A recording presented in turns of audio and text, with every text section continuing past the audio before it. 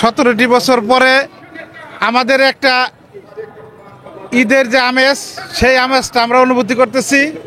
আমাদের আরও সবচেয়ে সুন্দর অনুভূতি হবে অল্প কিছুদিনের মধ্যে আমাদের ভারপ্রাপ্ত চেয়ারম্যান মহোদয় তারেক রহমান সাহেব আমাদের মাঝে এসে উপস্থিত হবেন।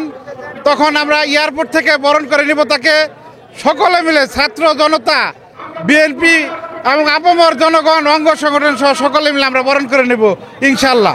এই যে ছাত্র জনতার যে আন্দোলন, এটার পিছনের দীর্ঘ 17টি বছর বিএনপির সমস্ত অঙ্গ সংগঠনের অবদান। যেই জিনিসটা আপনারা জানেন, পৃথিবীতে ছাত্ররা আন্দোলন না করলে কোনো দেশেই আন্দোলন স্বতঃস্ফূর্তভাবে হয় না। সেই আন্দোলনটার বহিঃপ্রকাশ হয়েছে এই 5ই আগস্ট ছাত্র জনতার মাধ্যমে, বৈষম্য ছাত্র আন্দোলনের মাধ্যমে। এটা একটা রূপরেখায়, চূড়ান্ত রূপরেখায় নিচে এক দফা আন্দোলনে প্রকাশিত হয়েছে, যার কারণে 850 বছর আগে বাংলার শাসনকর্তা লক্ষণ সেন পালিয়ে গেছিল। আরেক শাসনকর্তা 850 বছর পরে শেখ হাসিনা পালিয়ে গেছে এই ছাত্র জনতার অভ্যুত্থানের মাধ্যমে। আমরা অবশ্যই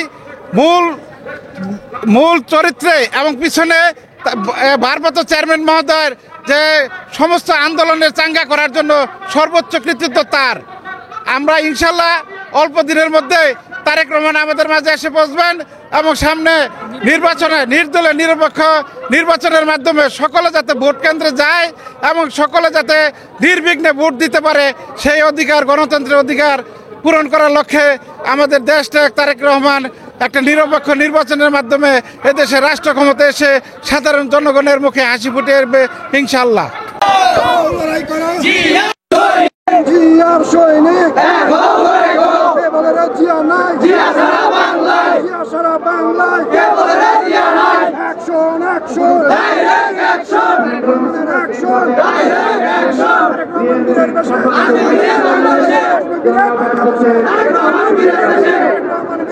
Action!